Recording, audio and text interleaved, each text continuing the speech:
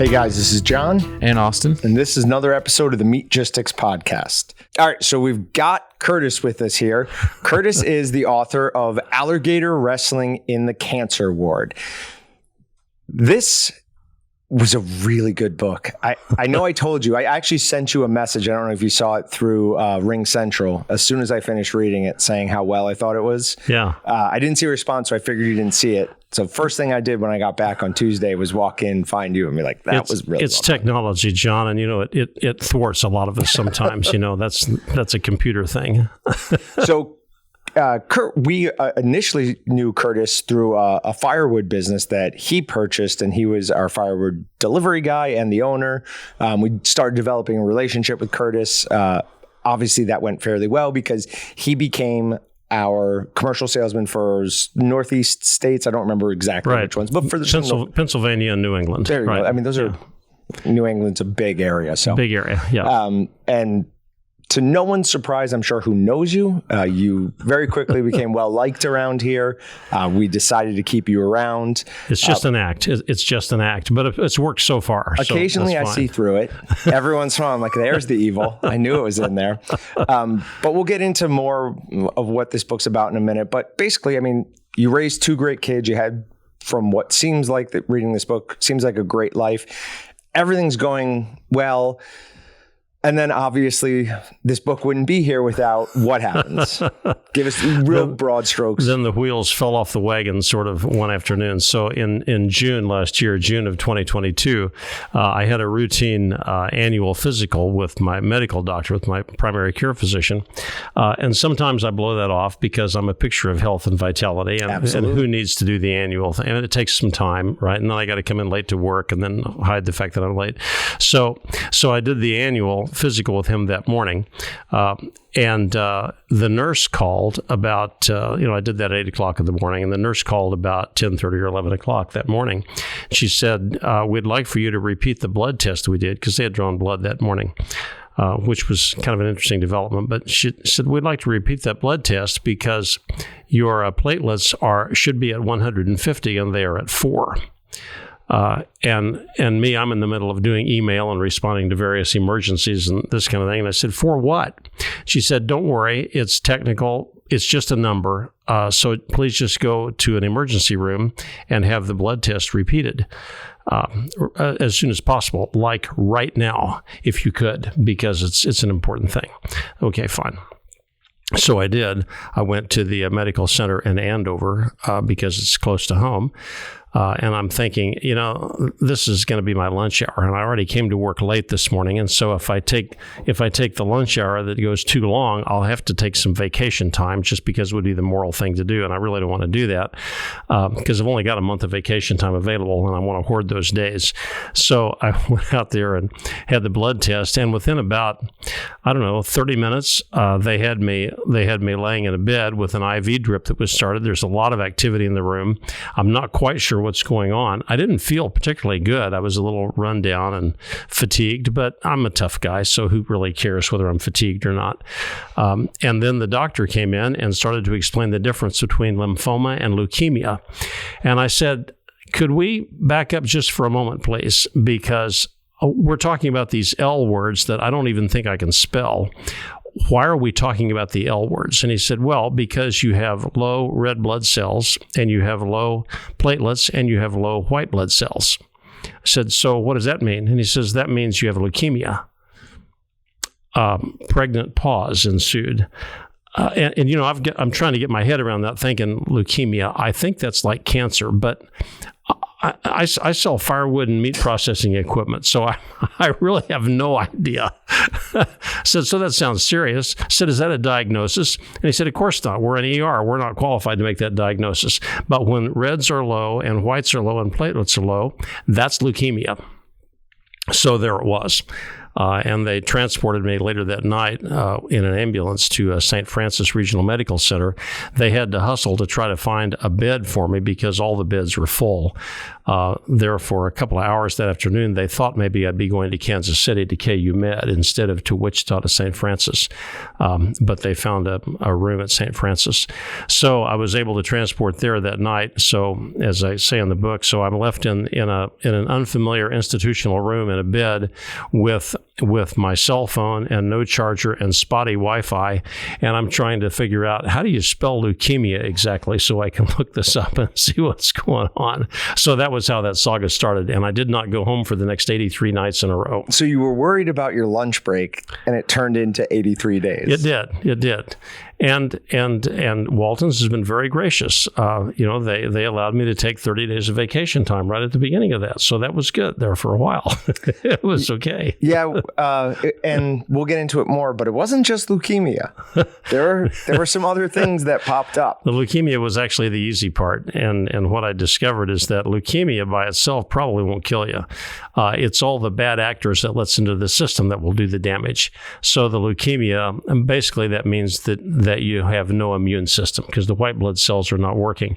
And in my particular case, John, the leukemia was, I had this unusual, fairly rare variant called FLT3, FLT3. I don't know what that stands for, but it is a genetically mutated white blood cell. And they're like the adolescent who stays at home and never moves out. They never grow up. They never become productive. They just take up a lot of resources, a lot of space, and they crowd out what everybody else is trying to do that's productive. Sounds like teenagers that I've known. But it's the FLT3 variant, and it's quite aggressive. This thing moved very fast. It's very aggressive. It's very quick, and it allowed other agents to come into my system, which were very bad. Can you talk about, we're off of this. I know how this is. Okay. I know. Can you talk a little bit about what you talk about in the book, looking back, how you think you could have spotted it a little bit earlier? Sure, yeah. I think I could have identified this if I had known anything about it. I could have identified this at least 2 weeks and probably 2 months earlier than the doctor spotted this. I had unique bruising, very large. This is unusual. Very large, rectangular, purple bruising in my lower extremities, the legs. Now I do a lot of work outside, and I bang myself around some, so that's not unusual. These things are about half the size of a 3x5 card. They're rectangular, they're purple, and they don't go away. And I figure, well, we got some farmland. I've been to the farm, and I got bit by some exotic chicker or something like that. This being June, okay, they'll go away after a while. They didn't go away. I also had some swelling from another bacterial infection that comes around periodically. I'm used to the swelling going up, and then it goes down after a couple of weeks. It didn't go away. After 10 days, I still have swelling. So I think, what's up with that? There's something unusual about that. And then the big thing was the weekend before I saw that doctor for the annual PCP visit, the wellness visit. I was working at my firewood lot. It was a hot day, one of the hot, humid days last summer. And after I'd done not very much strenuous work and I was in the shade and there was breeze, I found myself sitting in my shed on a bucket with a fan blowing on me, and I'm sweating like a horse. And I'm thinking, this is not normal. I'm out of breath. I'm fatigued. I really feel like I should go home and go to bed. And of course, for a guy of my age and with my history, the immediate thing that comes to mind is I've got a blocked artery. Right. I've got some kind of heart trouble. And then, like most of us, I'm thinking, can I get through this load of firewood before I go take care of that? You have a normalcy bias. Nothing bad is happening to me. It's never happened to me. So why should this? Right. Yeah. Exactly. So why should this? So yeah, the shortness of breath is low red blood cells because they carry oxygen through the body. The purple bruising is low platelets because they coalesce the blood and they make things like that go away. The white blood cells, the infection, the swelling that stayed high, that's low white blood cells because they fight that infection. So those three aligned, and if I had understood what I was looking at, I would have known there was a more serious problem than what I had anticipated. Can't be held responsible for that. I mean, who Have you ever heard the saying, when you hear hooves, you think horses? Don't think of zebras. Exactly. Right? Yeah, right. Yeah, when you hear the sound of horses' hooves. Yeah. Yeah. So I figured, well, it's the first really hot, humid day, and I'm not a kid anymore. Mm-hmm. I'm not 25 years old, so maybe it's probably okay. And besides that, I'm going to see the doctor in a few days. I guess I'll go ahead and keep the appointment. Probably a good idea. So I could talk to him about that. And, he didn't think much. Actually, in that appointment, it was kind of interesting, John. I get in there and the nurse extracts blood for the blood test. And in a few minutes, the gauze pad that she had put around the arm, it's soaked bright red, blood's running down my arm, getting on my Walton's logoed shirt. And I'm thinking, boy, am I going to be in trouble for that? I hope that blood comes out. And so I take it out to the nurse in the waiting room, and I show her this. Other patients look up in alarm. Don't let that nurse at me. The axe murderer has gotten to his arm. So she whisked me out of sight, and she wrapped up the arm and said, boy, that looks really bad, doesn't it? And she wrapped it up and sent me on my way. Oh, you would think a nurse, excessive bleeding is... I think that's not her deal. She draws blood and she bandages it up, and that's her thing. And they've already done the blood test, so we'll get results. And we did get results. All right, so we'll get into all the gory isn't the right word, all the scary details. Juicy, yeah. A couple of things. One, reading this book, the person that I most often felt for was not you. Yeah, right. It was your wife. Of course. There were numerous times it was like trying to imagine getting that phone call or having to communicate some of the things that she did to people, specifically with the heart issue that comes on later. Right. And I was just like, oh, that's real adult things. I don't want those things. But, she takes things like that in stride very well. When I had the cardioversion, which is the electric shock to the heart, because I was in a condition of arrhythmia, lub-dub, lub-dub, lub-dub, lub-dub. Okay, so it goes on like that. And so the pulse rate was identified as something like 135, which is crazy. Yeah, it's crazy. Yeah, and it's not really true. The machine was just trying to understand what was going on with that. So that's arrhythmia. It's fibrillation. Yeah, cardio. Okay. So I'm not a medico. So what's that brought on by? It's brought on by all those drugs in the system. So they all have these interactions that they do, which are unpredictable, and everybody reacts differently to different kinds of medication. So there's the arrhythmia. So they're going to take me down, and the doctor explains there's 4 or 5 different ways we're going to treat this, and he went through all of them in about 3 days, and nothing worked. He said, okay, now we're going to do the cardioversion. I said, that's the one that you said you didn't want to use because it's unreliable and it's kind of scary. He says we've determined that's the best treatment available at the time, which means it's the only one left to us. So they haul me in the cart, and we go down, and I get ready for this thing. And I didn't know this. Lynn is in the family waiting room with my brother and his wife, who'd come by just to not miss the fireworks. And Lynn says to the doctor, who is very nervous, by the way, this guy's he's from Syria. He is a naturalized U.S. citizen now. He was working on it at the time. He's been here for 10 years. Very competent guy, very friendly, very outgoing. But he was very nervous about doing this. So to put him at ease, Lynn says to him, I just have one question for you. He says, what's that? And he says, can I be the one to push the button? After he's gone through all the risks of this, and the risk of stroke and the risk of death. Which is clearly he doesn't want to do this. This is like... He doesn't want to do it at all. This is the last thing on the list, Yep. right? Nothing else has worked with this fellow. So this may be the end of everything here. So she asked that question, and he turns to her and says, I'm going to tell him you said that. But my brother said, it really put him at ease when she said that. So he jauntily walks into the room. And well, there are tons of times in here that you use humor to put the doctors, it seems like the nurses maybe didn't need it as much, but to put the doctors at ease. Yeah. And we'll get to it at the end, but there's some stuff at the end of the book, some lessons that I think are really, really important. Some of the lessons learned. Yeah. But the subtitle of this is How a Christian Tough-Guy Survived Leukemia with Gallows Humor, One-Liners, and a Praying Posse, which Patrick will probably laugh. I called it, would I say a pose?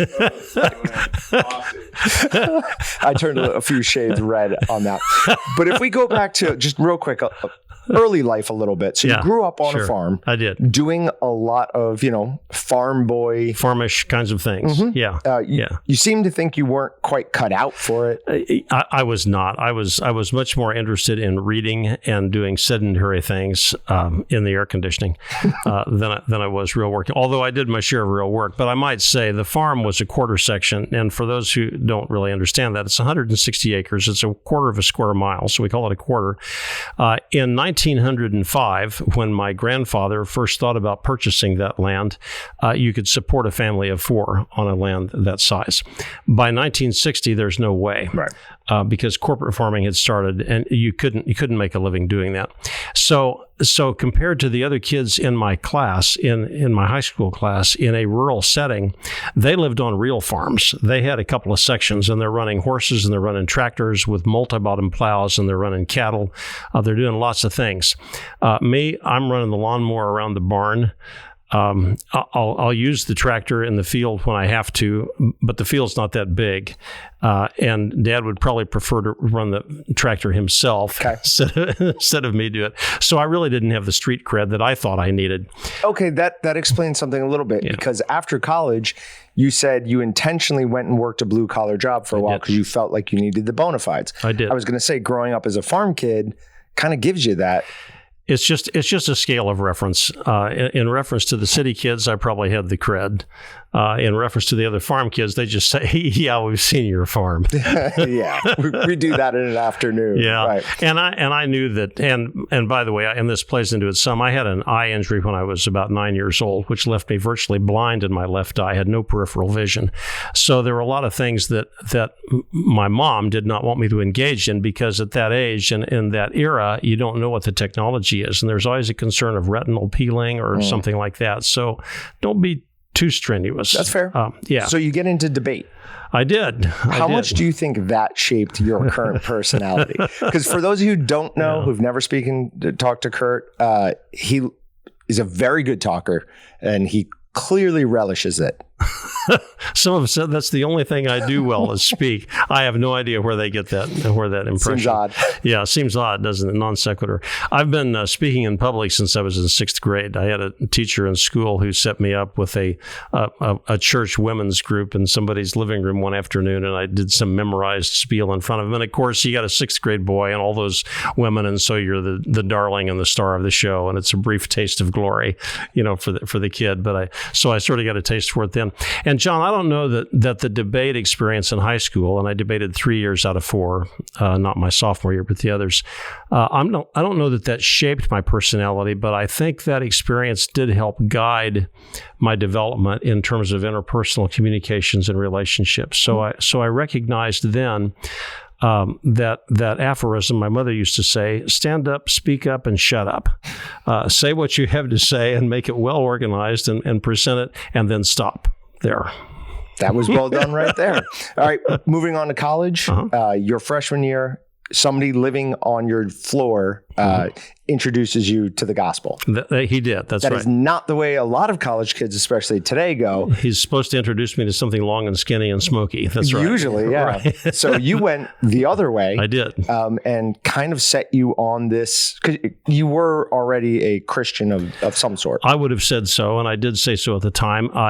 In a technical sense of understanding evangelical Christianity, I don't think so. I don't think I'd ever actually responded to the message of the gospel.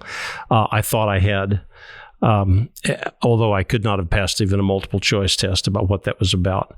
So when he explained this to me and then took me to a couple of meetings, and I was exposed to this in a clear sort of left brain, concrete, sequential sort of learning environment to understand this is what the book says, the New Testament, and where are you on this list of things that it says. I had to admit, I really have never been into this before. I really don't know. I've just kind of had this amorphous sort of oozy feeling that if I go to church a lot and hang out with nice people, then I can be a Christian, which is actually not at all the message of the New Testament when one digs into it. But it's a nice feeling while it lasts. Yeah. So I responded to that message then. Responding to the gospel message is not a matter of one's will or intentionality even. I think Personally, I think it's a matter of a spiritual thing that happens as the Holy Spirit draws a person into that relationship with God. So I responded to that.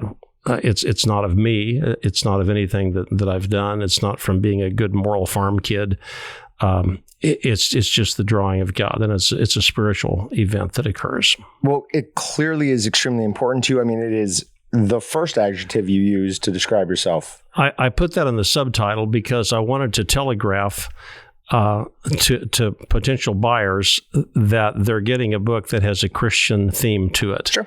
I didn't want to do a bait and switch because the title Alligator Wrestling, I mean, it's a very manly sort of thing, and it's humorous from the standpoint that right, alligator wrestling in the hospital. Sure. Got it. Right. And so it's a swaggering kind of thing, and that was the point of the title, was to make it humorous. And I also wanted a graphic that would pop off the page in a thumbnail, because that's how people buy books. We always judge books by their covers. We do. We definitely do. And it is good. Who did the artwork? There's a guy named Casey. C.S. Fritz is his trade name. He's in Boston. I found him on a site called Upwork.com. Okay.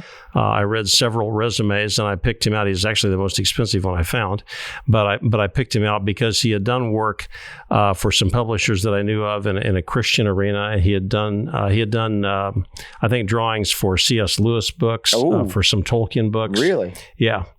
Yeah, so not for C.S. Lewis, because right, he's but gone. For the but for that material. So he had done some things like that, and I never actually have talked to him on the telephone. We've just communicated by the interface, by the chat interface on his site. I mean, when you're talking fiction authors in Christianity, those are the ones you look to, really? Right? Right? Those are the two big ones. Those are the ones, yeah. Okay, right. If we move on to professional life, one of the stories that really stuck with me was. You never mentioned the company by name. Right. Is that? Yeah. Is there a reason? There's no legal constraint with that. So Southwestern Bell. Southwestern Bell. You were working for them. Right. There were 3 people in all of Kansas who had your specific job. They were looking to make that too. You took a sideways move so both of them could keep their jobs. I did. I was quite the guy. Then they were out. And then they retired. Shortly after. Landing you in Wichita. Were you already in Wichita? I was in Wichita, right. Landing you a new job in Wichita, having a specialized department report directly to you. 120 people. I had 15 before that. So I went to 120 people. That's a big difference. Yeah. Then word comes down that this is being absorbed somewhere else. The 25 of them were service representatives, so they're telephone representatives, and they take incoming calls from very high-profile business customers across Kansas on a specific range of equipment. But these service representatives, they all had at least 20 years of service with the company. They're very highly trained. They're very competent. You would love to have any one of them for a next-door neighbor. And they were going to be surplused, which in our lingo at the time meant fired.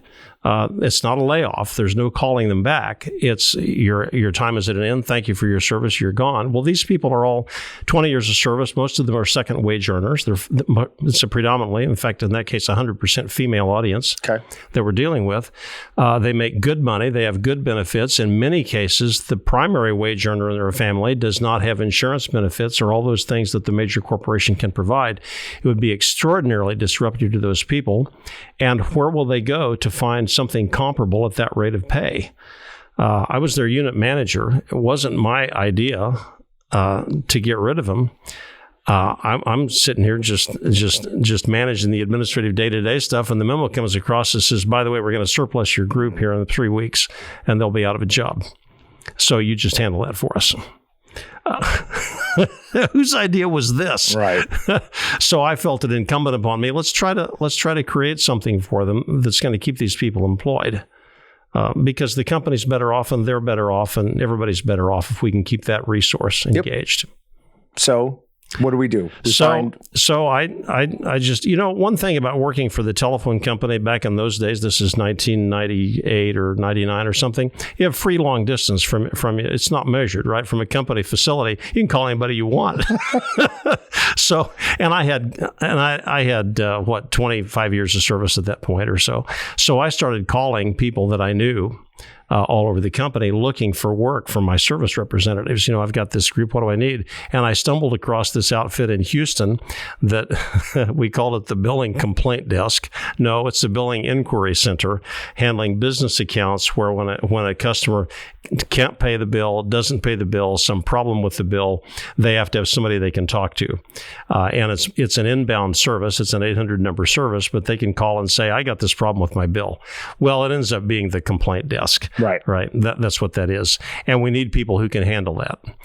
It's a very difficult job to do as the service rep taking calls. One call after another is a problem involving money. There's nothing fun about, would you like internet access? Would you like another fax line? Would you like another line for the employee's break room? Oh, no. It's, you've got an $18,000 outstanding bill and you're already 3 months past due. Yep. So what's your plan? That's what that conversation is like. So while I don't know what their previous job was, it sounds like it wouldn't have been that bad. Nothing is that bad. That does show that if you can be willing to do the work that nobody else wants to do, right, there will always be a place for people like that. I concluded that early on, handling the emergency communications public safety sector. Yep. Back in 1984, 85, after company shake-up and reorg, I was basically one of the last people standing in our department, and we had this crisis project with a customer to deliver a 911 system that was functional, that was brand new, and nobody in the nation had ever done it before. We had made a commitment to the customer that we're going to have this operational at a certain time frame, when in fact the manufacturer that supported this says it'll take at least twice that long. Mm-hmm. We promised a 14-month interval, and it would take probably 28 to 30 months to get it done. So I walk into the thing about 9 or 10 months before the deadline and discover there's nothing that's even started on it yet. So with that as a background, and we got it done, but with that as a background, I thought, if you're willing to take on these really gnarly jobs that everybody else is scared to death of, then probably there'll always be a place for you here. It's a good thing to remember. Yeah. All right, let's jump back into the gory details, or the salacious. I like the juicy details. part. Yeah, the juicy details. Yeah. All right. How did your wife not just totally fall apart? She's made of fairly stern stuff, is part of it. She's an old Missouri hillbilly is what she is. Okay. And she's okay with you saying that, and obviously. She has said that before in public, so I'm okay with that. But she's made of fairly stern stuff. So when I first broke this to her, I was in this emergency room at Andover, and I thought I probably should tell her I'm at the ER, just because it would only be the right thing to do. So I did. Said, don't worry about it. I'll be here for a while, and I'm going back to work. She called me 2 hours later and said, you forgot to call me, didn't you? Back at work yet? And I said, well, not exactly. And by the way, bring somebody to drive the pickup home, because it's in the south parking lot, and I don't think I'm going to drive it home tonight or any future night for a while. So how did she deal with that? We are part of a small church in Benton. And we're very involved with that church, and have been for the last 40 years, really, ever since we've been married. And there are lots of people around her who rendered a lot of assistance to her. So she had a good support network for that. She was at the hospital with me every day, and she came in the morning. And by the way, we spent a small fortune on carbohydrates for the nursing staff, which made the nurses quite happy to see her when we came to. There you go. When she came in, got to bribe them. In fact, one of us said one morning, "Where is Lynn? She's not here yet. I had to eat an apple for breakfast. Is she coming in sometime?" So she handled that very well, but it was very stressful for her. It was really worse for her than it was for me, as you have intuited. It's always hard to be the one who's not directly affected. Who's watching? Yeah. Yeah. Me, I've got a nursing staff. I've got fresh water. I've got good air conditioning. I've got meal service delivered. So what do I need? A break. A break, yeah. So we have leukemia. Okay. We also have an infection going on pretty much everywhere? Yeah, pretty much everywhere. There are multiple infections. I think of this as VFB, virus, fungus, bacteria. You can get any of those things in a hospital. And I came in with an infection that I brought in with me, which was a recurring thing that's been around for 15 years, left over from scar tissue from previous surgeries. So it's really not relevant to this, other than it was one of the early alerts to me. When I was in the hospital, with the white blood cells, with that FLT3 variant, the white blood cells were not operating effectively, so they cannot protect me from getting disease. Hospital is the best place to go if you want to get sick. Yes. Right? Because it's all around. Yes. So the white blood cells were not working. And then we hit it with chemotherapy to kill the ones that were still there. Right. So we're actually going to destroy the white blood cells. And by the way, the numbers, the 150 that the nurse first told me that you have, that's actually 150,000. In the shorthand that the medicos use, they just drop the last 3 zeros from some of those measures. So when they say you've got 150, that's a count. It means 150,000 white blood cells. And those are the cowboys that ride the range looking for breaks in the fence line through your vascular system. And there are some of those white blood cells that identify a problem, a broken fence line, and there are others that then converge on the location to fix the fence. Okay. So there's at least a couple of different kinds of white blood cells, and I don't know how many of each, but in total there's about 150,000 riding herd on all of your vascular system. And the blood test that morning showed that I was down to 4,000. Okay, that's what the 4 is. Okay. And by the time Andover was done with me that afternoon, they had measured 2,000. So it was nosediving. I was going to 0. And so that means I was susceptible to anything at all that roams about. Okay. So we get transferred over to the hospital. I'm sure that was a fun ambulance ride. Oh, it's fine. You know, the EMT was nice and competent, and it was not her fight. She's here just to get me transported and make sure I'm still breathing when I get in there. Yeah, so that part worked. How early on did you start worrying about or thinking about this could be it? Well, not until the next day. Okay. The doctor, and they gave me some stuff to read, some literature that's obligatory. And one of the items in the brochure, and I discussed with the doctor, is that the chance of surviving this particular variation for the next 3 months is something less than 25%. I thought, well, that's an interesting statistic. So what? I can't really control it, and I don't really live my life by statistics. And then the next day, the oncologist, who's extraordinarily competent, I have a lot of respect for him, he's a Lebanese guy, he came in and said, okay, so you've got this other collateral infection. We're going to put you on a regimen of antibiotics for 2 weeks to treat that, and then we're going to start chemotherapy for the leukemia. I said, that's the plan. He says, yeah, that's the plan, but I actually want to talk to a couple of coordinates first, other doctors. I want to review the notes and see if I'm right about that. I'll be back. And I thought, well, that's fine. Well, 2 hours later, he came back and said, I have concluded that my first plan was not appropriate. I wanted to put you on antibiotics for 2 weeks. You do not have 2 weeks. So there it was. The lifespan goes from 20 years to 14 days here, just in that. Now, is that true? I don't know. He doesn't know, but he knows if we don't start chemotherapy right now, this isn't going to work. Okay. So I asked him, are we still going to do the antibiotics? He said, oh yeah. And he had the infectious disease doctor with him at the time, a female. And she said, yeah, we're going to do the antibiotics also. We've got to do that because it's not going to respond well. I said, they're going to fight against each other, antibiotics and the chemo drug. And the oncologist said, don't worry, the chemo drug is the schoolyard bully, and he will win that contest. But some of the antibiotics will survive. So there is a chance that they will be able to fight infections in your system. We'll just see how it works. You hear a lot of chances in there, and it's more art. I think it's as much art as it is science because they don't really know. Sure. And actually, the FLT3, they don't know that stuff at all. That's only been identified by the Food and Drug Administration since 2017 as a real thing. FLT3 it's not new, but there's been no research on it. So the drugs that treat it are new. There are no longitudinal studies that show what the likelihood of survival is from that. You don't even know how the body is going to respond to the oral meds that I'm on now. So far, so good. but one doesn't know. So the goal of the chemo is basically to get your bone marrow to stop producing more of these faulty white blood cells? Sort of. I think the point is to kill the raft of its whites, reds, and platelets. It's all those things that it has produced. We're going to get it to quit producing those by killing them off, and then we are going to get out of the way and let the bone marrow start with a new crop. Okay. So the bone marrow does what it's going to do. And if that doesn't work, then the bone marrow is no good, and then we need a bone marrow transplant, which is a blood transfusion of the entire body. Not a good thing. No. And actually, for somebody who is more seasoned, as myself, there is a fairly substantial risk of mortality even with doing the transplant. So there's a good friend of mine who's on my CaringBridge app, who just went, she's 40 years old. She just went through a bone marrow transplant, which was very difficult for her to do. She was fatigued, tired, run down, sick, susceptible. It's very wearing on the body. That was about a 30 or 40-day regimen she went through.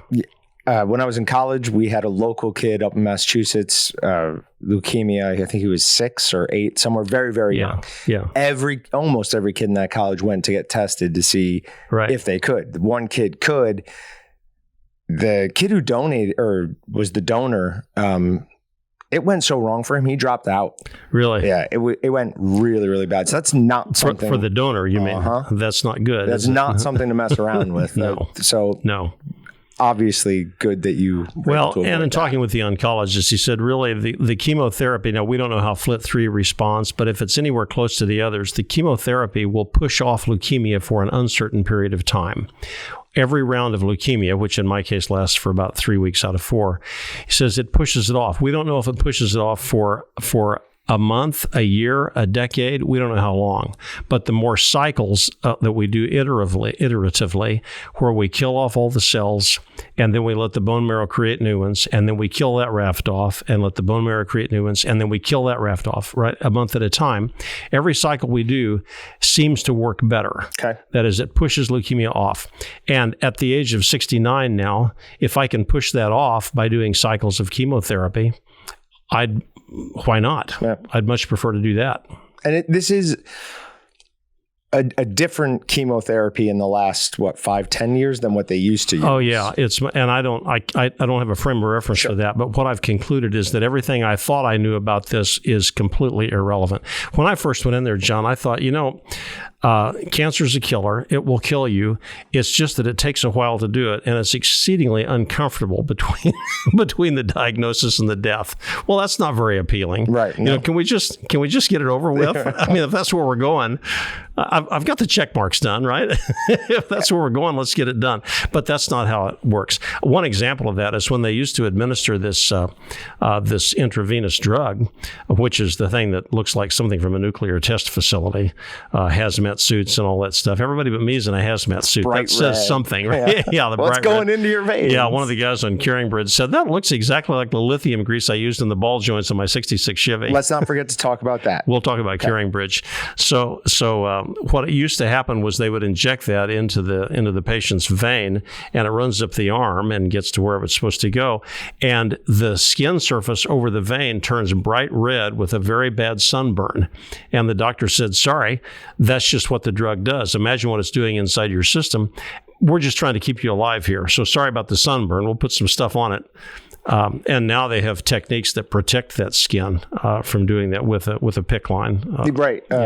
Goes actually through the vein to protect the vein from there's an inner tube that goes inside. Who thinks this stuff up? CaringBridge. You want to talk CaringBridge? Yeah, go. Okay, so CaringBridge is caringbridge.org, is a Facebook-like website that's free to the user, where a lot of people who have some medical issue, because it's medical oriented, they can post daily updates to their condition, and then people they know can log on to that site and see the daily update. So it keeps me from getting 50 texts a day in a hospital bed. As I said in the book, and you probably read in there, how are you doing today, Curtis? Are you okay? And I want to say, yeah, I've got a life-threatening disease and I may not last the summer. How are you doing? But it keeps me from getting all those texts because there's something going on all the time that we have to deal with in the hospital. Sure. So that's Caring Bridge, and it is a lifesaver because it allows us to deal with that with those daily posts. And I determined early on I'm going to put out a post every day. Because I can, and I can use the words, I can manage the words. And there are most days I didn't feel like it.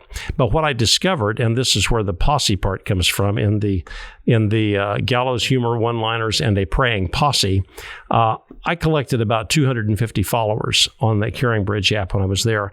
And those people are praying. Now, most of them are from my church, but a lot of them are from other people, other places that I've worked and people that I know. But there are prayer warriors in their midst, and some of them, I don't know who they are, but there are people that are praying. And I discovered after about 2 weeks in there, I really have to have the prayers of the saints working for this thing, or this isn't going to work at all. Well, let's talk about two specific ones where you feel like prayer was the turning point.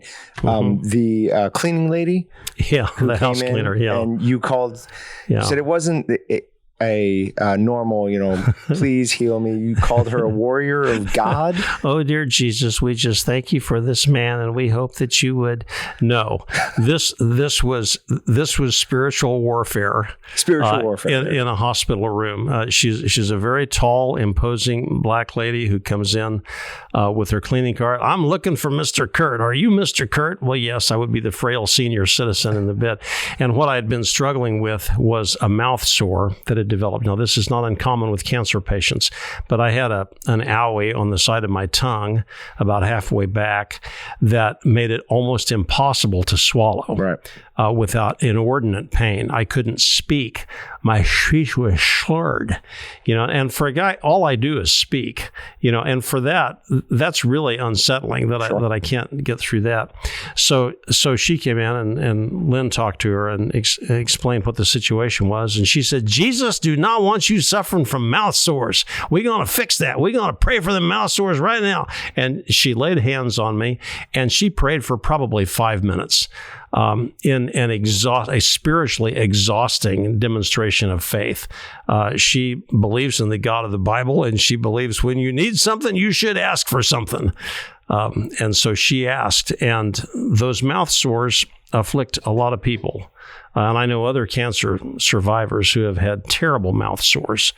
I would characterize mine as terrible. The way we were treating that, by the way, was oxycodone 2 hours before I eat, Tylenol an hour before I eat, lidocaine to swab the inside of the mouth and deaden everything about 10 minutes before I eat, and then I can swallow some food occasionally. That's how I was doing this. And Marva prayed, and the next morning, there's no mouth sore there. I can still feel it, and there's a little bit of pain and discomfort, and I still do the oxycodone and the Tylenol for a couple of days, and I finally told the nurse, we don't need the oxycodone. It'll be fine. And that mouth sore was gone. It did not occur. It has not occurred since then.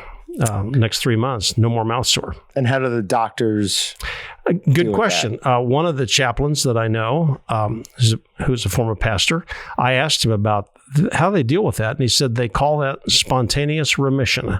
That is a quasi-medical term that many doctors use to be able to describe miraculous events like that. And it keeps them from, I respect that. It keeps them from having to deal with the gnarly issues of taking sides in that spiritual debate, right? It's spontaneous remission. Can't explain it. It just happened. Happens sometimes. Most of the time it doesn't. So that's the deal. But he said, you have some white blood cells and they will actually heal things like that. And I said, yeah, but I came in here with it and it's a whole lot worse. And I got fewer white blood cells now than I did then. Right. Yeah. And he said, can't explain it. It's just the way it happens. That's how it goes. All right. A thing we haven't talked about at all was this fungal or fungus infection that was actually in your blood. It's bloodborne. It's called fusarium with an F, fusarium. It does not act like any self-respecting athlete's foot. This is bloodborne. And to butcher John chapter 3, it's like the Holy Spirit. It goeth whither it willeth. It's in the blood, and it can land any place, any time in your entire system. And one of these points of attack was on the spleen. Now, the spleen is supposed to filter impurities from the blood, so it sort of makes sense that it winds up there. But it attacked the spleen. And that was a dicey thing. You want to get into that? Yeah, go. So I'd been in for right at 30 days, which was the promised length of stay in the hospital. We're going to do chemo for a week, assess for 3, send you home. We'll do the rest of the chemo outpatient. So at 9:00 on a Sunday night, I'm there. I'm ready to go home the next morning. 9:00 the next morning, I'm going to be discharged. Because you're seeing some positive improvements. Right. I mean, tests were coming back good. They had already done the biopsy. There's no blasts, which are bad white blood cells, and there's no blasts present. So we're good to go. We can start the maintenance, the chemotherapy maintenance, or they call it something else. Anyway, we can start the regular chemotherapy outpatient. So I'm in the hospital room that night. The nurse that I have is a nurse that I had met, Nurse K in the book. I had met her once when I was first admitted to the hospital 30 days before. She was very pregnant. That was her last day in before she delivered her baby. She comes back a month later. Now, this is her first night back from maternity leave. She's on the night shift. They gave, and then another nurse does not show up for duty that night. Okay, so they have to redistribute some of the patient load among the other nurses. So I'm reasonably healthy. I won't need anything tonight. Nurse K, she's getting reacclimated. It's her first night back in, so they give me to her. She walks on me at 9:00 at night, and I'm curled up on the edge of the bed in a fetal position. She said, "What's wrong?" And I said, "I don't know, but there's something bad wrong." John, when I sat up, I sat on the edge of the bed to get in bed. All the stars of heaven, my wife rolls her eyes when I say this. All the stars of heaven fell from the sky, and they landed in my chest, and they were all made of broken glass. They grate against each other. I couldn't swallow. I couldn't sit. I couldn't breathe. I couldn't lay down. I couldn't roll over. I couldn't do anything. Grating, stabbing, incredibly sharp pains in there. I learned later that's blood that is loose outside the vascular system, and your brain cannot localize pain inside the abdomen. It doesn't know where the pain's coming from, and that's normal. That's the way the brain operates. So the pain is coming from everywhere. Yeah. So everything from the belt line to the shoulders are charged with gas and blood, and I couldn't belch it out. I couldn't get rid of it. So that's what that was like when Nurse K showed up and said, "So how you doing?" I said, "Not good." All right. So they determine that something's wrong with you. We're going to have to get you into surgery, but hey, not right away. She called the charge nurse. Who came in, and they, while they were looking at me and assessing the blood pressure, the BP was only 80/40, which is low. It's supposed to be 120/60. BP is 80/40. My pulse is 60 or 70 or something. And while they are studying my case, the BP drops to 60/30. Now, Nurse K says later, she says, in the nurse squad room, we call that 60/dead. Nobody comes back from 60/30. Your pulse rate dropped from 60 to 30 by coincidence. So there's almost no pulse. There's no blood pressure. And she called for a rapid response. She pushed the panic button, which is on her phone. So immediately, within 90 seconds, the room is filled with people. Cardiac doctor, 2 cardiac nurses, every nurse from the cancer wing comes onto the floor, EKG technicians, other people in scrubs. The pain is incredibly intense for me. And in a moment of levity, I point to the nurse with everybody looking at me. This is her first night back. She's 24 years old. This is horrible. It is. I point to her and say, "You did this to me." and suddenly everybody turns to look at her, very serious, stone-faced. I mean, there are doctors who make, I don't know how much money. Doctors looking at her, So what did you do? What's the story? She says, "Honest, I did nothing. They tell me he does this all the time. I don't know." So she's still employed 2 months later, so it blew over. There you go. But I apologize to her all the same for that. Yeah, they took me to surgery. This was a trip. To take me to surgery, put me on a transport cart. What is that like? From a hospital bed, you roll the patient to one side all the way up against the bed rail. You put a sheet down. You're rolling back on his bed, and to the other side, you extend the sheet. You're rolling back, and you drag the sheet from one cart to the other. Ba-bum, ba-bum. All while you have hot broken glass. Cannot describe how bad that was. Well, Yeah. You write about how you remember them screaming at you, stay with me, stay with me. Yeah. The count back from 10. Yeah. And for whatever reason, you decided to start at 4. I'm going to start at 4. Right. I'm going to take her Just out advice. of anger. She's just a nurse. What does she know? So what's even funnier is you went from 4 to 1 back to 10, all the way back down to 5. Yeah. So she's screaming. And I don't know when this is in the wee hours of the morning. Lynn tells me it's probably 2 or 3 o'clock in the morning. And this nurse is in my face. Stay with me, stay with me, stay with me. And I managed to say to her, I do not want to stay with you. Because and this is that card, the little white index card, 4 inches square. This is a vision. It's not real. It's in my vision right in front of my face. And I can see this card and the edges are deteriorating like a TV channel with no signal. It's turning to white snow around the perimeter of the card. I can't see the edges of the card. I can't see the corners. But somehow that bottom right corner is very peaceful. I just need to slip off to that bottom right corner of the card, move my vision, go down there, and then I can rest and I can relax and the pain will stop if I go down there. But that nurse is in my face shouting at me, stay with me, stay with me, stay with me, Curt. I don't want to stay with you. And there's somebody from the other side of me, on my right side, Lynn, and she is hammering on me. She's slapping me. She's slapping my arms, my chest, my face. She's pushing on me. She's yelling at me something. And that physical harassment from that side made me very angry. I was very impatient. I didn't know who it was. Why are you doing this to me? But somehow that pushed me back to the center of that card when she was shouting at me. And this nurse, who otherwise seemed to be a very reasonable human, is just apoplectic. Stay with me, stay with me. So they're trying to keep me from going unconscious, is what it is. Lynn told me they lost me 3 times that night, that I slipped into unconsciousness, and they got me back by this frantic shake and shout. And that's what that ordeal was. And in the middle of that, I say, okay, curse word, I will go back to the center of that card. There's no reason why I should, and I don't want to. And there is an inexorable pull to the piece from the bottom right corner that seemed somehow to be very dangerous. It somehow seemed very wrong to go to the bottom right-hand corner. Can't explain that. So was that a feeling you had initially, that the bottom right-hand? No, because initially it was peace. Initially it was peace. So it was only once you determined. I don't think I determined anything, but they were so insistent, and it finally came over me.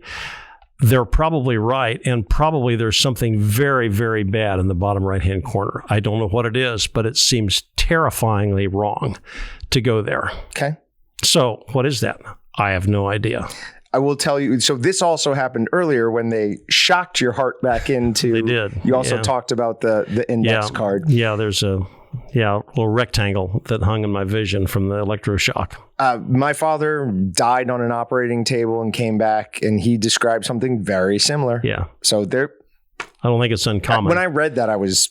The first time I read it, I was made you shudder. Shocked. Yeah, and then I read it again, and your description of fighting to get away from the bottom right corner was, I mean, everything in it's well done, but that will stick with me forever. Poignant, maybe a word to use here. Very good. It's poignant. See, you're a and wordsmith. See there. That's right. Yeah, lexicographical ledger domain. So one of the editors that I talked with about the book, he said you have to have lots of humor in the book, and I did have some. You did? But he said you really have to amplify the humor because there are people who are going to read this. Your intended audience is the person who is facing cancer, or they are a caregiver, or they have a friend or relative who's facing cancer. They're going to be scared to death. He says, you lived through this, so you don't think it's any big deal now. So for you, it's fairly easy to talk about it. But you're going to find people that pick this up, and as soon as you get into the chapters that start about the medical stuff, they're going to put it down and not pick it up again. They're going to be scared to finish it. They don't want to live through it. So there's lots of humor. He says you've got to have the humor because it gives them a chance to step away, to relax, to say, okay, he finished the book and he's laughing about it, so it must be okay. So I can still go back to it. But even then, they're going to be tentative. So that's why there's the humor. And it's very, very well done. What was the medication that they gave you to treat the fungal? It was like terrible? Amphotericin. And they call it amphoterrible? The nurses call it amphoterrible. They didn't tell me that until after we started. So that was the second time that you really felt like prayer. Yeah, it was. People out there were It absolutely was, John. Yeah, and I put that on Caring Bridge. The doctor said there are some patients who sometimes report some degree of chills that might occur perhaps an hour after the medication. But okay. So I had this drip that goes in, and an hour later I'm thinking, I'm okay. I must be the tough guy I've been telling everybody that I am. And suddenly the wind came up, and I want to tell you, I'm in a brick and mortar room in the middle of Kansas. This was an Arctic blast from the Wind River Canyon that came in at 160 miles an hour with ice chills in it. I thought, surely there are books falling off the bookcases in the room. Surely the windows are rattling. I could not believe this. It's absolutely, I'm freezing. I'm absolutely freezing. My hands were shaking so bad I could not get to the panic button to call the nurse. This is terrible. They bring me warm blankets. Nurses running down the hall bringing warm blankets to me. And as I say, it was they didn't do any good, but as a futile gesture, it's a nice idea. It's something, right? It's something, right? It's what they can do. So the nurses call it amphoterrible, and this lasts for about 2 hours until I guess as the fever breaks. And then I'm laying in bed. I'm exhausted. I'm a wreck. The sheets are drenched from sweat. Who put all these blankets on me? Get these blankets off me. They got to change the sheets. It's just awful. And this goes on every night. And so the next day I'm thinking, is this going to be like this again? And I talked to the nurses and they, well, we do call it amphoterrible. You what? You let them put this in? So we do this the second night, and I put this on Caring Bridge, and I say, this is really bad. And in that I'm lighthearted about it on Caring Bridge because that is what I do. But I say, Lynn and I identify all the things this is not. This is not diarrhea. This is not a heart attack. This is not an IRS judgment. This is not a broken leg at a remote mountain lake. There's a lot of things this is not. So it could be a whole lot worse than this. But I put that on Caring Bridge, and there are people who started praying on Caring Bridge. That's the only explanation I have for that. And I know they did. And the third night, I'm all ready. I've got the nurses queued up. I've got the warm blankets. I've got 4 or 5 blankets on me. I've got everything ready. I'm ready for the aftershock, and there is absolutely nothing that happens from this. An hour, I'm dreading this. And an hour into the after treatment, there's nothing that's wrong. 2 hours into the after treatment, I throw the blankets off. I have one sheet and a light blanket, and I slept the night through. Never any more chills from the amphotericin. How long did that continue past that? Do you remember? I think it's a 14-day regimen of treating with that stuff. Okay. And it didn't, maybe 10, maybe 14 days. It's like most antibiotics, 2 weeks. And they don't know. 2 weeks probably do you. Usually works. But that went on for that 2 weeks. And no more chills at all. That's amazing. It is. It's and again spontaneous remission. Of course, it's the prayers of the saints, yep, right? Yep. Yeah, and I said at one point fear entered the room and was crouching in the corner. And I thought, this will never do. I cannot live with that fear in the room because I've decided I'm going to be a tough guy, doggone it. I'm going to be the toughest guy you have ever seen in a cancer ward. And that's just a coping mechanism to deal with the fear and the uncertainty and the doubt. However, when we get to your lessons learned, one of them is optimism is infectious, genuine or not. Genuine or not, optimism is infectious. I'm going to put on the demeanor of being very optimistic about this. I'm not going to say, and I never said I'm going to beat this thing because I actually don't know if I'm going to beat it or not. And even today, the FLT3, no more than we know about it, which is not very much. The chances of surviving 5 years past the diagnosis are somewhere less than 15%. That's the best the medical knowledge is today. And that's why I think the oncologist is so encouraged about my case, because I've not seen any of the other normal side effects from the chemotherapy. So he's hopeful that we can prove that this new oral medication they've got me on is useful. I said, I'll be glad to donate my body to science. Just don't get too anxious. So you're test subject 1. Ground 0, maybe. Then we've got encouragement incentivizes success. Every time I saw somebody make a note on Caring Bridge, or even send me a text or even a phone message, I was encouraged to stay in the fight. Not because butterflies and lollipops it makes me feel happy, but it puts me under the gun because I've come out with this deal that I'm the toughest guy up here on this wing. By golly, take your best shot. I'm going to deal with it, whatever it is. I'm going to deal with it, and I'm going to be optimistic about it. And I've got all these people following me. The posse deserves a win. They are praying for me daily. I know they are. And there's a lot of comments that are made that people take great encouragement from this. And I think, I can't stop. I'm not going to let the posse down because they're expecting a win out of this thing. So I better stay in the game. I'm going to buckle down to it and do what I can. The problem is the other option was die trying. And that was a very real or die trying, right? And actually, there's no dishonor in dying trying. No. Think of Mel Gibson in Braveheart. Sure. William Wallace, he dies trying. There's no dishonor in that.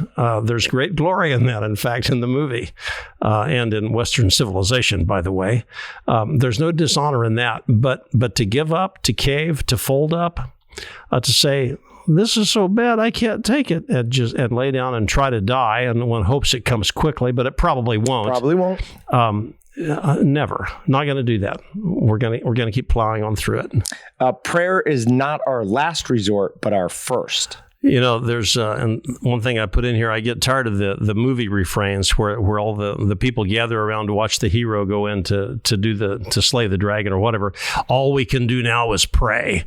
And in the book I say, hey, you jackwagon, if you'd done that first, maybe he wouldn't be in such trouble now. But of course, nobody would pay to see a movie like that. There's some of them out there.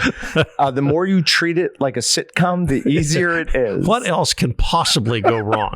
Okay, so we blew up the spleen. And by the way, blowing up the spleen was not the worst of it. Okay. The worst of it was the next day. The blood pressure went from 80/40 to 60/30, right? When the blood pressure fails, the brain says, whoa, the blood pressure failed. It's got to keep itself alive, otherwise it won't know if the blood pressure failed. So it starts to shut off all the peripherals. One of the peripherals it shuts off is the kidneys. The kidneys screen out toxins in the system. And the toxins, your lifespan may be measured in minutes if the toxins are not removed. So they have to do something. The kidneys have to start working, or they've got to use a dialysis machine. So they brought in a dialysis machine, which malfunctioned.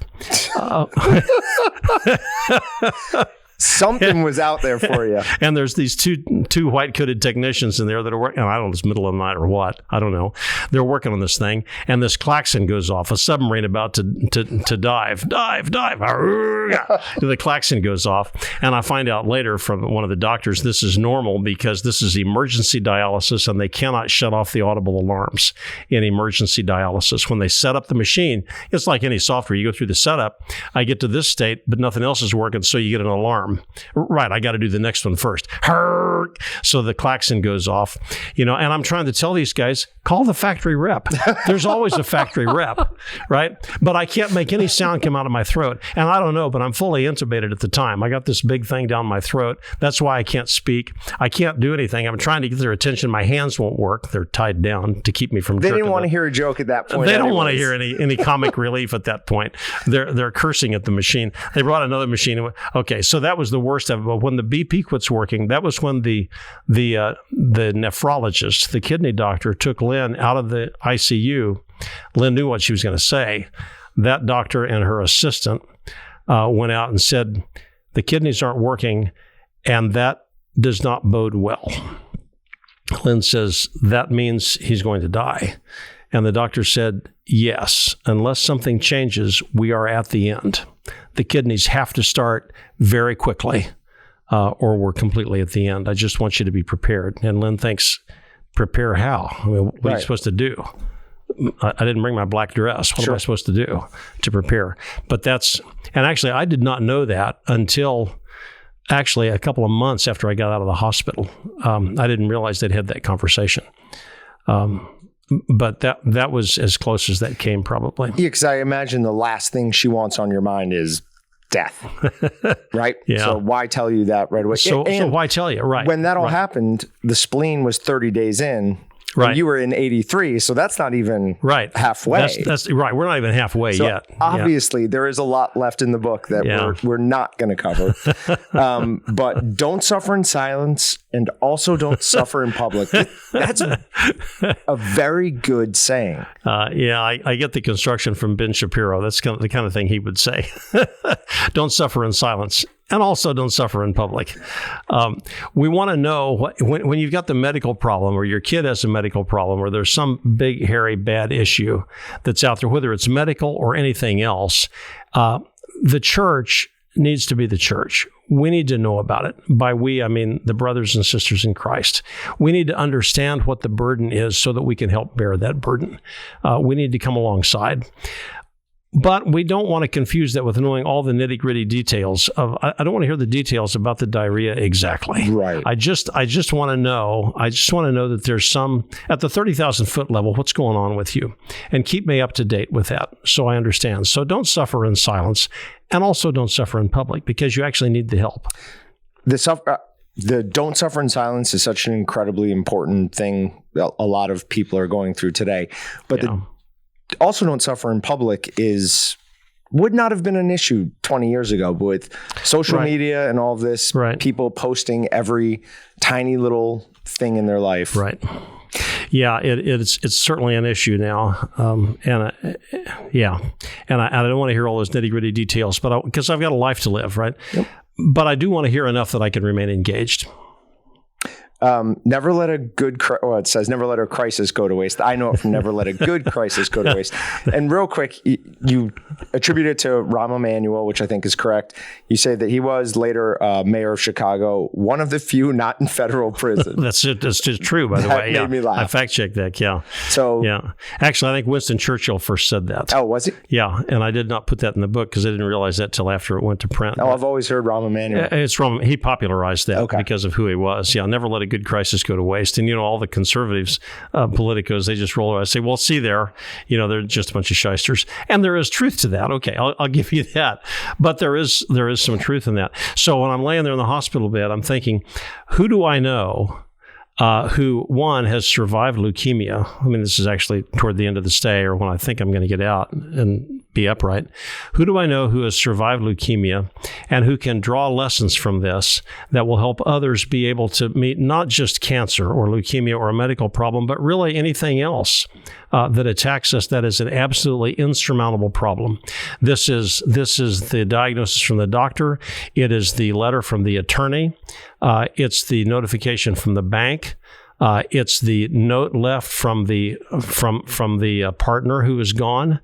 It is seeing your child go through some incredibly challenging physical or mental or spiritual problem or some drug-related problem. I mean, it's any kind of that insurmountable challenge. Who do I know who can actually bring lessons to bear on this and be able to string it together in a way that is not only instructive and biblical, but is also entertaining to read? Very fun book to read. Yeah. I didn't expect that, to be honest. I mean, the fact that I read it on I started on Wichita to Denver and came darn close to finishing it on Denver to Missoula. And I was getting annoyed when I realized I wasn't going to make it. I'm like, I wanted.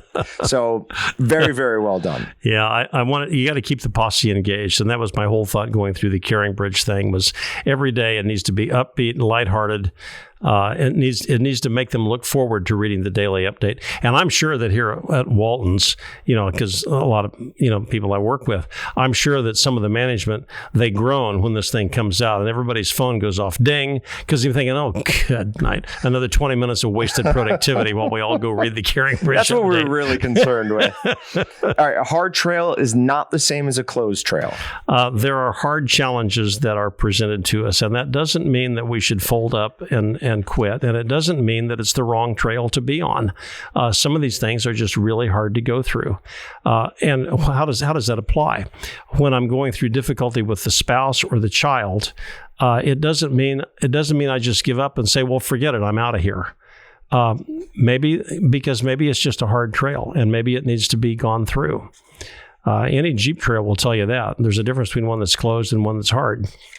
All right, so that ties into 8 in my mind. We do not always get to choose the trials we face, only how we face them. So there was an incident where in one of the war stories, my dad is a Navy chief, World War II. I have that highlighted. We can't end without at least letting you know how much I enjoyed those stories. There, out of the 12 chapters, there's a war story in every chapter. Introduction, not in 12, but there's 12 war stories in there. 5 of those are from my dad, who was not in a combat role in World War II. He was an aircraft maintenance guy, and he ended up fueling Navy aircraft on Guam. He encountered another Navy chief, I think when he was in San Diego ready to ship out. And this guy had a very deep scar down the side of his head over his ear. Dad says, "Where'd you get this?" The guy says, "Well, I was on a destroyer. We were engaged in supporting the Marine invasion at Tarawa, which is one of the Pacific atolls. That was actually the first Marine beachhead of World War II. It was B-43. And Dad shipped out in 44, so it would make sense. So how'd you get the scar? He says, well, I was there. I was on the destroyer, and unknown to us, when the Marine landing craft went ashore, 500 yards from the shore, there's a reef that was submerged 18 inches under the water. The landing craft had a draft of 3 feet, and they've got 40 Marines on board, locked and loaded. Every landing craft got hung up on that reef, and the Japanese defenders." There was an opposed landing. They had already zeroed their weapons and artillery at 500 yards. They knew exactly where the reef was, so they landed artillery among the landing craft, and they had machine guns that were raking the landing craft out there. So the chief said, the old man got on the horn and said, "I want a chief and a bosun's mate in each of our motor launches," which are wooden motorboats that are very large. "Go in there and get those Marines off that reef and either take them to shore or bring them back here. But get them out of there." He says, so I jumped in a boat with a bosun. And we had to go to that reef, and we can float across the reef. So we're getting 40 Marines across the gunnel with packs and equipment, and we took them on into shore. And then we'd come back for another load, and we'd keep doing that. Dad said, so where's the scar come from? And he says, someplace I took a round right down the side of my head. He says, there's blood in my face. I couldn't see. I didn't know why until after we got to shore the first time. I cleaned the blood out of my head. Dad says, so where's your tin hat? He says, well, it's below decks in my quarters, of course, because what do I need a helmet for? I'm 5 miles offshore. I don't need one. But you think about that lesson of these two Marine or these two Navy guys, and the chief is probably all of a season 25 years old, right? Right. Right. And the bosun is probably 18 or 19 years old driving the motor craft. They are loading 40 Marines under fire and under artillery with packs and weapons, getting them out of a landing craft with a 5-foot high wall and bringing them over the gunnel into a wooden motorboat. And then they drive through that fire to the beach and deliver them to the shore. And they come back for another load, and they keep doing that. We do not always get to choose the trials we face, only how we face them. And I'm just in awe of that story. That is an incredible story. Yeah. I wonder if we're capable of things like that still today. I think we are. You read stories out of Afghanistan, Iraq, and what warfighters have done there, and there is now a lot of the American population is not, and they have no interest even in contemplating that. But there are some who are and do. And thankfully, there are some who, and I think I said in there, most of us will never deliver Marines to a beach under fire. Most of us do not defend with guns and bullets. Thankfully, some do, right, on our behalf. I think one of those guys, Orson Welles, H.G. Wells, I think he said, no, somebody else. We sleep well in our beds at night because rough men stand ready to do violence on our behalf. End of story. Yeah. It's a incredible book. Thank you. Where can people buy it? It's on Amazon, Amazon.com, Alligator Wrestling and the Cancer Ward. It can be found there in audio, in paperback, and in ebook format. It can also be found on my own website, which is alligatorpublishing.com. So you can order it. You can order the paperback version from alligatorpublishing.com. And my wife would be more than happy to put one in the mail to you. If you're an Amazon Prime member, you can get shipping for free with Amazon Prime if you buy from there. With us, you have to pay for shipping because it's going to cost some to get it delivered. But there are a lot of people who are not Amazon Prime members, and we would welcome the business. That's where it can be done. It'll come out into other places. In the next 2 months, it'll be available more broadly. In Wichita, Watermark Books is a partner of ours, and also Eighth Day Books has it available. Well, I hope you sell a ton of copies, because not only was it an interesting read, but it was somewhat inspiring to see The day I saw you in the hall, I was split ear to ear with a grin to see you back.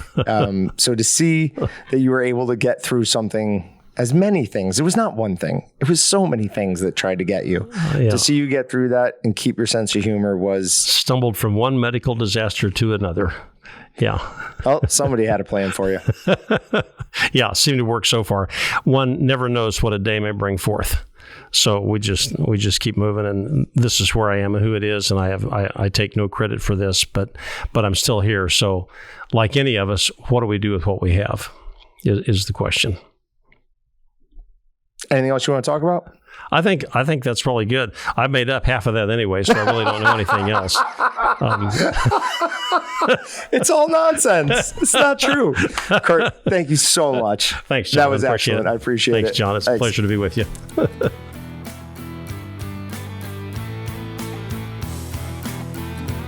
Thanks for checking out the Meatgistics podcast. To shop everything but the meat, head on over to waltons.com.